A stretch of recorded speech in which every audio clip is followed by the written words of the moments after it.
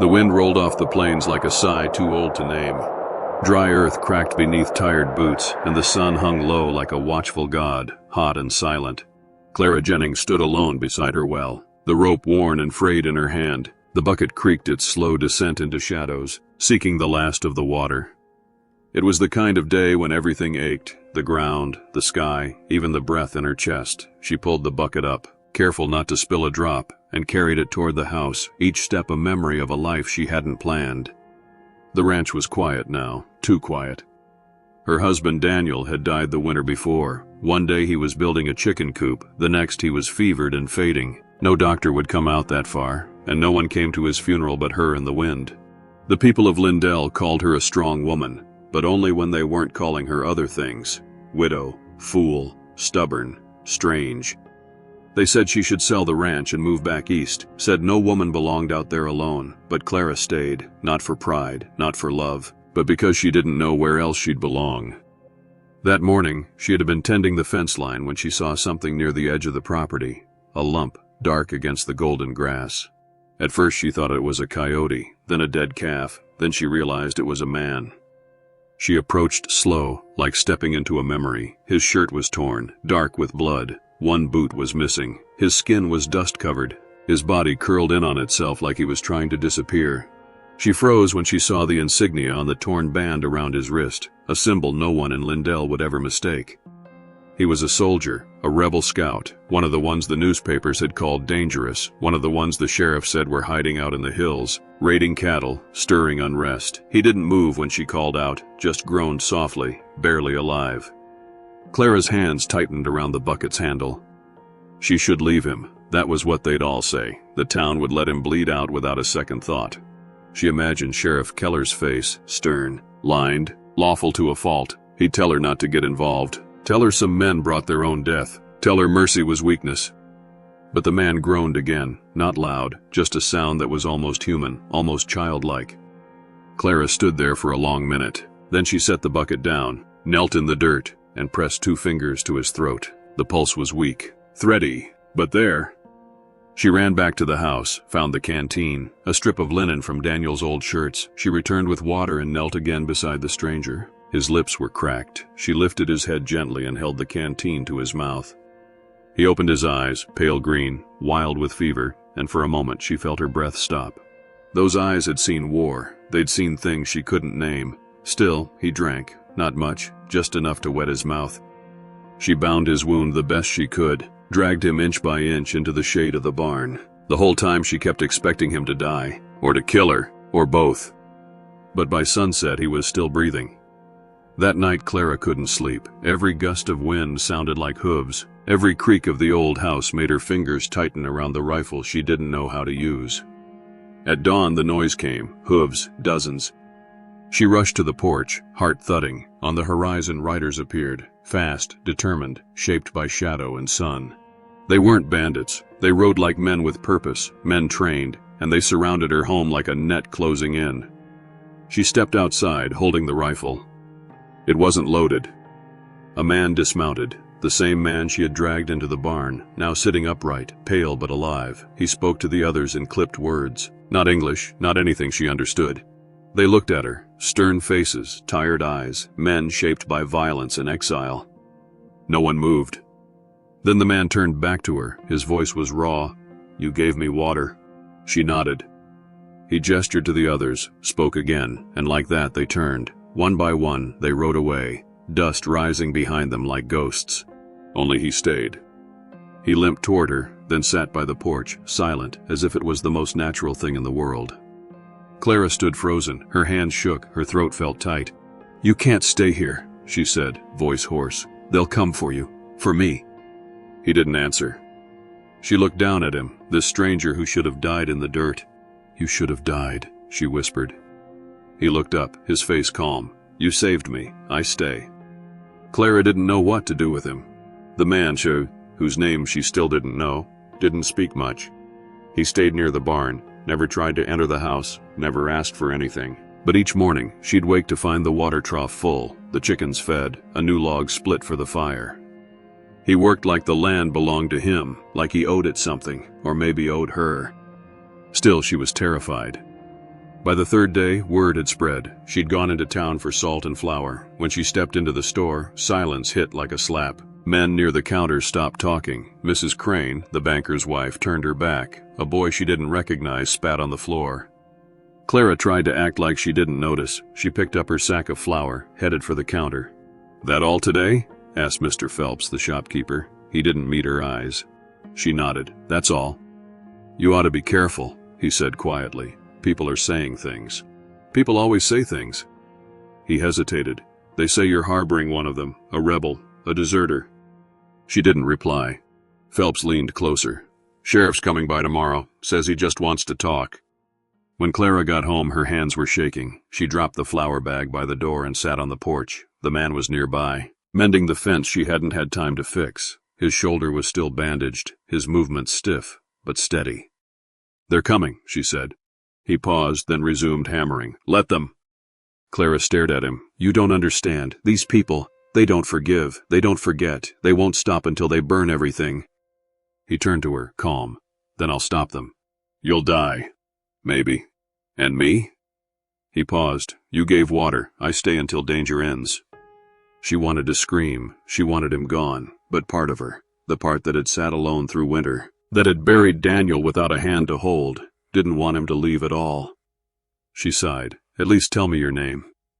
He hesitated. "Calder." She repeated it quietly. "Calder." That night the wind came heavy. With it came boots.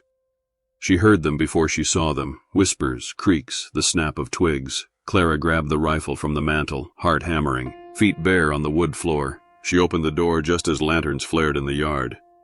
4 men, rough coats, covered faces. One carried rope, another a knife. "We know he's here." "Clara," one shouted. "You hand him over. We'll let this place stand." She stepped onto the porch. "He's not here." "Don't lie." One moved forward. "We'll search." Before she could reply, movement flickered in the dark. "Fast, silent." One man screamed, not loud but sharp. Another dropped his lantern. In seconds it was over. 3 men lay in the dust. One ran limping into the fields. Calder stood near the barn, blood on his hands, his knife red in the moonlight. He didn't speak.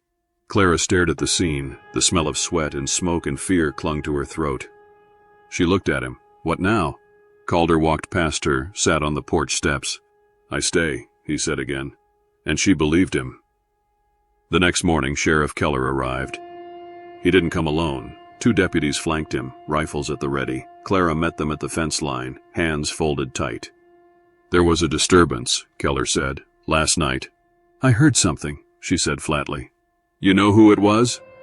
"No." Keller studied her. "Town's worried, Clara. Some say you've got a fugitive out here, that you're protecting him." "I gave water to a dying man." "That's not all you gave." Clara's eyes narrowed. "Careful, Sheriff." Keller sighed. "You're making people nervous. That's all I'm saying. You can't stay neutral in times like this." "I'm not neutral. I'm decent. There's a difference." One of the deputies spat. "She's lying. He's probably hiding in her bed." Keller raised a hand. "Enough." He looked at Clara again. "If there's a man here, he needs to go, or the town will make sure he does." She didn't respond, not with words. Behind the barn, a shadow moved. Calder appeared, unarmed but present. The deputies reached for their weapons. Keller shouted, "Hold!" Calder didn't flinch. He stood still, eyes steady. Then he turned and walked back into the barn. Keller looked at Clara. "You're making a choice. Just know what comes with it." She didn't look away. "I do." The men rode off.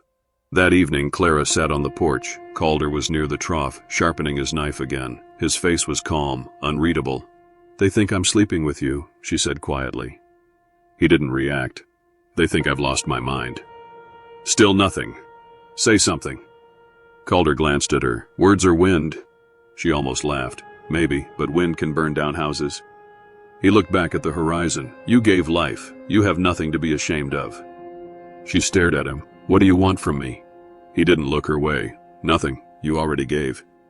The sun dipped low, painting the sky gold, and for the first time, Clara wondered if the loneliness she'd clung to like armor had kept more than pain out. The days passed slow, heavy with heat. Clara stopped asking Calder to leave. He never asked to stay. He simply remained, as consistent as the windmill, as quiet as the sky. Each morning he rose before the sun, fed the chickens, tended the fire, hauled water even as his shoulder healed in jagged silence. He didn't speak of the wound, only said once, when she offered to rewrap it, "Pain remembers, it teaches." She hadn't known what to say to that, still didn't. He never entered the house, never crossed the threshold, but she felt his presence even when she couldn't see him, in the mended hinge on the barn door, the polished pan on the porch, the firewood stacked just so. She found herself making 2 plates at dinner, not because he asked, but because it felt right. He never ate until she took the first bite. That was his quiet rule.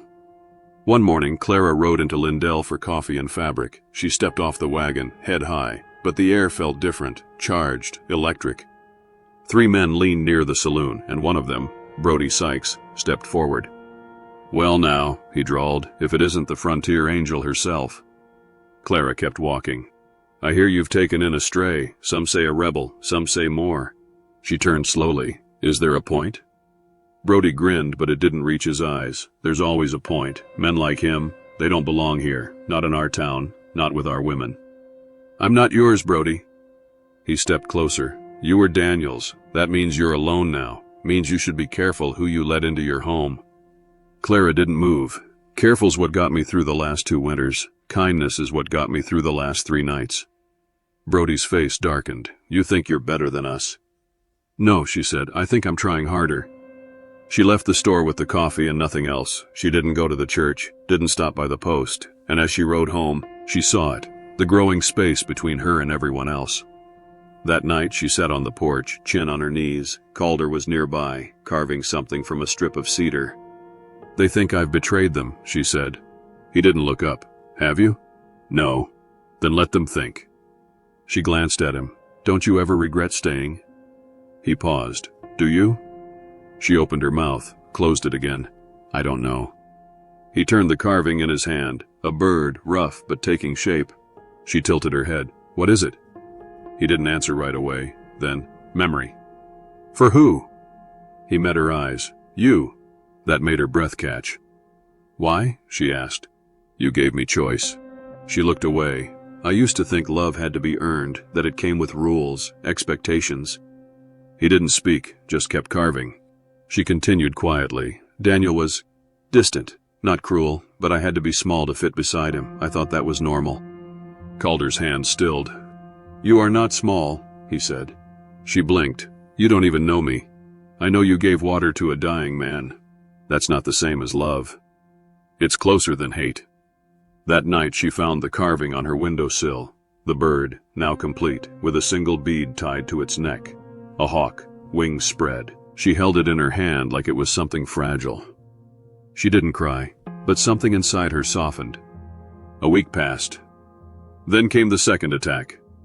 It was near midnight when the first window shattered. Clara bolted upright, heart pounding. She reached for the rifle, still unloaded, and ran barefoot through the house. Outside, fire lit the sky. Smoke curled from the chicken coop. Men laughed, loud, cruel, drunk. One of them held a chain, another held a torch.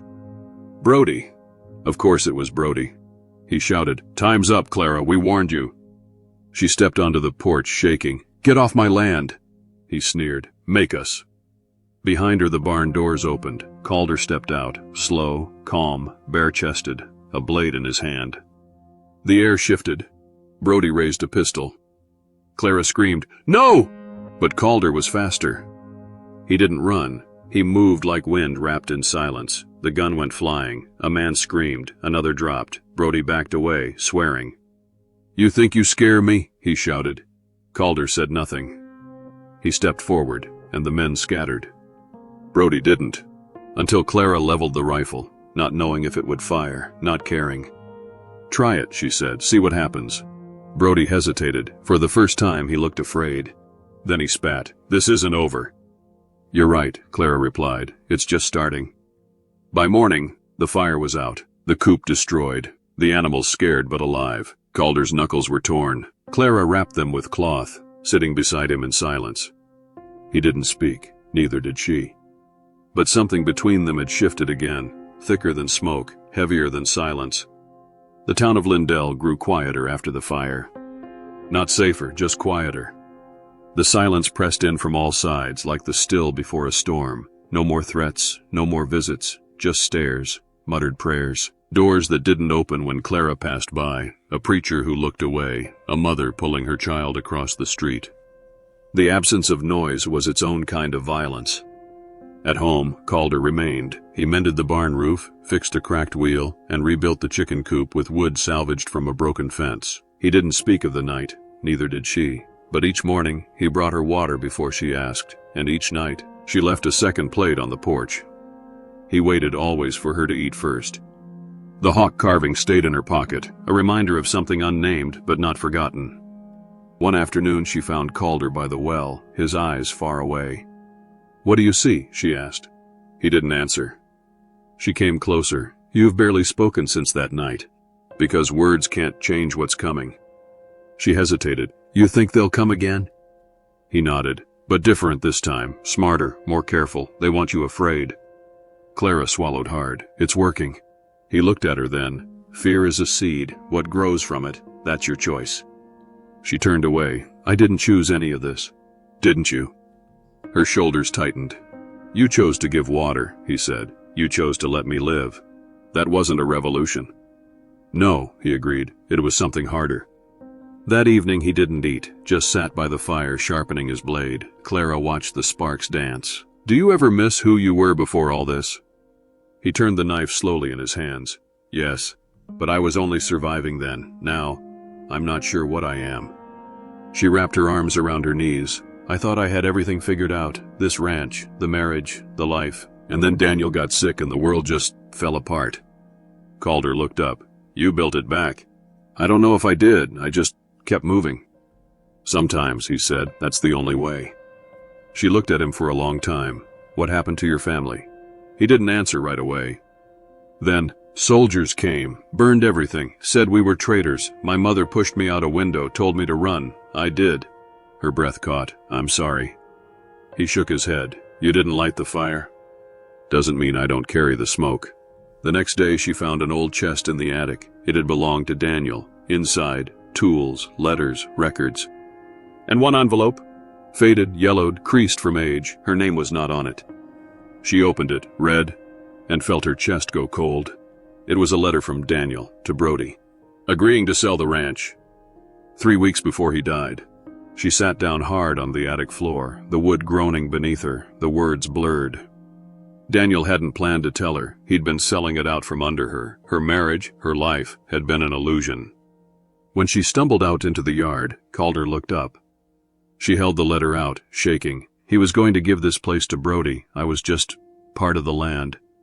Calder took it, read, then folded it carefully. "You still have the land." "For now," she whispered. "But if Brody kept a copy, he'll come with papers and force." She nodded. "Then we fight." The sheriff returned 3 days later. Not with threats, but with a warning. "The council met," he said. "Brody's filed a claim on the land. Says Daniel made a deal. Without paperwork, it's your word against his." Clara stood silent, arms crossed. "You have a copy?" Keller asked. She nodded once. "Found it in the attic." He exhaled. "Good. Bring it to the courthouse. I'll get Leland to review it." Then his eyes shifted toward the barn. Calder stood nearby, motionless. Keller asked, "He ever gonna leave?" Clara glanced at Calder, then back. "He already has a place." The sheriff nodded slowly. "Be careful, Clara. Right now, people are listening to Brody. But if you show them something stronger, maybe they'll listen to you." That night, as the wind sang soft through the trees, Clara brought Calder a tin cup of coffee and sat beside him by the fire. Neither spoke for a long time. Finally, she whispered, "Do you ever wish I hadn't found you?" He looked at her, slow and certain. "No, you saved me. I don't know why I did. I do." He reached into his pocket and pulled out another charm, a small woven loop of horsehair and beads. "My mother made these, for protection." He placed it in her palm. "You've carried enough alone." Her eyes burned. She didn't speak. Instead, she leaned gently against his shoulder, and for once, he didn't pull away. The morning of the hearing, Clara wore her best dress, deep navy, with a lace collar Daniel never liked. She braided her hair, pinned it like her mother used to before Sunday sermons, and dusted off the boots she hadn't worn since the funeral.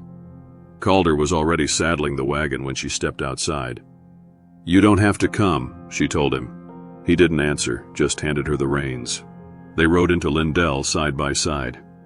The townspeople watched them arrive in silence, not with surprise anymore, but something heavier, some kind of resignation. The widow who wouldn't yield, the rebel who wouldn't vanish. In the courthouse square, Brody stood in the center, arms folded, flanked by men with hardened faces. He looked like someone who'd already won. Clara dismounted and walked toward the steps where Judge Leland waited, file in hand. Brody's voice rang out, "Bringing your guard dog, Clara?" She ignored him. "Judge," she said clearly, "I have the letter." Leland took it, opened it, scanned the contents, then nodded. "This," he said, "is dated and signed. No formal contract was filed. The land remains legally yours." Brody stepped forward, color rising in his face. "You can't be serious." "The law is clear. She forged it. That's not his handwriting. She's shacked up with a savage. You think she won't lie?" The square tensed. All eyes turned to Calder. He stood still, but the air around him felt electric, the tension of a storm held barely in check. Brody reached for his belt. A pistol. The crowd gasped, but Calder was already moving. 1 second Brody's hand was on the gun, the next it was empty. The pistol hit the ground with a thud. Calder had knocked it from his grip without drawing a weapon, without saying a word. Brody stumbled, fell, humiliated. Calder loomed over him. No blade, no threat, just presence. Enough to remind, not enough to destroy. Leland barked, "Stand down!" Calder looked to Clara. She nodded once. He stepped back. Brody coughed, face red, hands shaking. "No one helped him up." Leland cleared his throat. "The deed remains with Clara Jennings, case closed." Gasps, whispers, but no protests. As Clara turned to go, Brody spat into the dust. "This isn't finished." She looked at him. "No, it's just changed." Back at the ranch, the wind felt gentler. Clara poured 2 cups of coffee, brought them to the porch. Calder took his silently. The sky above them was full of gold. "I thought I'd lose everything," she said. Calder looked at her. "You found something instead." She turned. "What?" He hesitated, then, "Someone." The words lingered in the air, quiet but undeniable. Neither said more. But they didn't need to. The days that followed were filled with work. The roof leaked again after a short storm. The chickens needed tending. Calder set new traps for rabbits. Clara stitched new curtains from the fabric she never traded in town. And still he stayed. Not as a guest, not as a secret. As something steady. One evening, as the sun dipped below the ridge, Clara saw him by the well, not drinking, just standing, remembering. She approached. "This is where it began," he said. She nodded. "You should have died." "I didn't." She touched his arm, light as breath. "I'm glad." He looked at her. "I was ready to die here," he said softly, "and you gave me life." Her throat tightened. "I didn't do much." "You did everything." He reached into his pocket and unwrapped something, a necklace, beads of turquoise and bone, with a raven feather and a stone shaped like a wave. She gasped. "It's beautiful." "It means," he said, "you are not alone." Clara looked at him. And for once, without fear, she said, "Then I choose to wear it." He placed it gently around her neck. The beads were cool against her skin, and something inside her settled. Not because danger was gone, but because she wasn't alone to face it anymore. The next morning, as they ate in quiet harmony, Sheriff Keller rode up. Clara met him by the gate. "I'm not here for business," he said, "just passing through." She offered him coffee. He declined. Then added, "The council's not pressing further. The town's moving on, more or less." She nodded. "Thank you." He looked toward the barn, where Calder stood fixing a wheel. "He ever going to leave?" Clara smiled faintly. "He already has a place." Keller tipped his hat and rode on. That night, as stars scattered across the sky, Clara leaned against Calder's shoulder by the fire. "Do you ever miss who you were before?" she asked. He didn't answer right away. Then, "Yes, but this is something new." She nodded, and they sat together in silence, not the silence of fear, but of understanding, of peace. Autumn came with wind that smelled of wood smoke and memory. The air cooled, the ground softened, the hills turned gold, and the silence between Clara and Calder settled into something warm, like a coat worn long enough to fit just right. He still slept in this barn, though she'd offered the spare room more than once. He still rose before dawn and waited for her to eat before touching his food. He still never crossed her threshold uninvited. But he was in everything now, in the fixed tools, the polished boots, the half-mended saddle he never mentioned, the woven bead charm she found tied to her porch rail. Small things, quiet things, things that said, "I am here." One afternoon, Clara was in the loft, going through Daniel's old chest, when she found a second letter, unsent, unsealed. It wasn't to Brody, it was to her. She read it in the light from the high window. Daniel's handwriting was neat, but formal. "I was never brave enough to say this, Clara. You deserved more from me, but I didn't know how to love a woman who didn't need saving. I hope one day you find someone who knows how to stand beside you, not over you." She read it twice, then folded it and burned it in the stove. She didn't tell Calder, because some ghosts don't need graves, just endings. That night a storm rolled in, sudden, wild, electric. Clara stood on the porch, arms crossed as the sky split open. Calder stood beside her, unmoving, letting the rain hit his skin like a benediction. She watched him, wondering what he saw in storms, in stillness, in her. Without a word, he stepped into the rain, open-palmed, eyes closed, breathing like the sky was speaking to him. She followed. Together they stood in the mud, soaked to the skin, not touching, not talking. Just being. And when it was over, the air smelled of wet earth and something older, something sacred. In the weeks that followed, small changes came. Children waved as she passed by in the wagon. A woman left fresh eggs at her gate. A boy brought wildflowers and said nothing. The town didn't apologize, but it softened. And softness was enough. One morning, as the last of the leaves fell, Clara found Calder kneeling by the well again. He held something wrapped in leather. "What is it?" she asked. He handed it to her without a word. Inside, a hand-carved box, small and smooth. Inside it, another necklace, this one with a bead of obsidian and a feather painted red. She traced it with her fingers. "What does it mean?" "It means your family," he said, "not just to me, to the ones who came before." Clara swallowed. "I don't deserve that." "You gave water," he said. "You chose to see me. That is what makes it yours." She looked at him. Really looked, at the scars, the steadiness, the storm still burning behind his eyes, held back by will. And for the first time, she reached for his hand. Not by accident, not in fear, but with intent. He took it, no hesitation. Fingers laced like roots. Strong, unmoving, real. One evening, Clara lit a lantern and found a blank page. She began to write. "They called me foolish, weak, dangerous. But I gave water to a man no one else would touch. I let him live. And he gave me something no one else ever did. Truth. I don't know what the world will say when I'm gone. But I know this. I was not afraid in the end. I loved with my eyes open." She folded the page, placed it inside the cedar box Calder had carved, and tucked it in the bottom drawer, under the hawk. Years later, when travelers passed through Lindell, they would speak of the ranch with the high fences and the woman who lived there with a man the town once feared. They said she was stubborn, and he was silent. They said wolves wouldn't cross their field and strangers never lingered long. But some said they saw her laugh, that she carried feathers in her hair and smiled like she had secrets the wind couldn't shake. Some said they danced in the rain. No one ever tried to run him off again. No one dared. Sometimes the most powerful acts are the smallest. A cup of water, a moment of mercy, a choice to see someone others would turn away from. Clara Jennings didn't set out to change the world. She just chose to be human in a place that had forgotten how. And Calder, he gave her not just protection, but presence, the kind that doesn't need words to matter. Their story reminds us, kindness carries risk, but also reward. Love doesn't always shout. Sometimes it walks barefoot into the fire and stays. If this story moved you, tell us in the comments. Have you ever risked something to do what was right? Don't forget to like, share, and subscribe for more stories untold, tales of strength, redemption, and the quiet power of choosing compassion.